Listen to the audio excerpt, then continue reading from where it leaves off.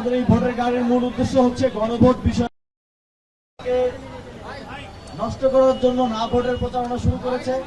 এবং আমরা অত্যন্ত শঙ্কার সাথে দেখেছি যে ফ্যাসিবাদ বিরোধী লড়াইয়ে থাকা কোনো রাজনৈতিক দল ও তৃণমূল পর্যায়ে না ভোটের পক্ষে অবস্থান নিয়েছে।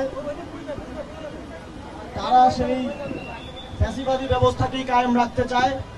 সেই জায়গা থেকে জাতীয় নাগরিক পার্টি গণভোটে হ্যাঁ ভোটকে জয়যুক্ত করার জন্য সংস্কারের মাধ্যমে বাংলাদেশের চলমান ফ্যাসিবাদী ব্যবস্থাকে ভেঙে দেওয়ার জন্য সারা দেশব্যাপী কর্মসূচি হাতে নিয়েছে। তারই একটি অংশ হিসেবে আমাদের এই ভোটের গাড়ি আজকে আমরা উদ্বোধন করছি। আমরা ভোটের গাড়ির পরিমাণ আরো বৃদ্ধি করব। প্রাথমিকভাবে একটা দিয়ে আমরা শুরু করছি।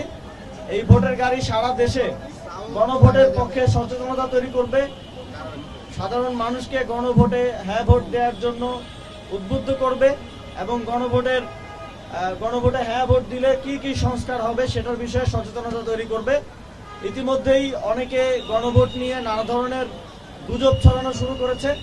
সে বিষয়ে আমরা মনে করি সারা দেশে সচেতনতা তৈরি করা প্রয়োজন এবং মানুষ যেন স্বতঃস্ফূর্তভাবে হ্যাঁ ভোট দিতে কেন্দ্রে আসে নির্বাচনের দিন 12ই ফেব্রুয়ারি, সেটা নিশ্চিত করা গণ অভ্যুত্থানের অন্যতম শক্তিশালী প্ল্যাটফর্ম হিসেবে জাতীয় নাগরিক পার্টি সেটা নিশ্চিত করার জন্য জাতীয় নাগরিক পার্টির সর্বস্তরের নেতাকর্মীরা প্রার্থীরা কাজ করবে এবং একই সাথে আমাদের এই গণভোটের গাড়ি সারা দেশে তার কার্যক্রম পরিচালনা করবে।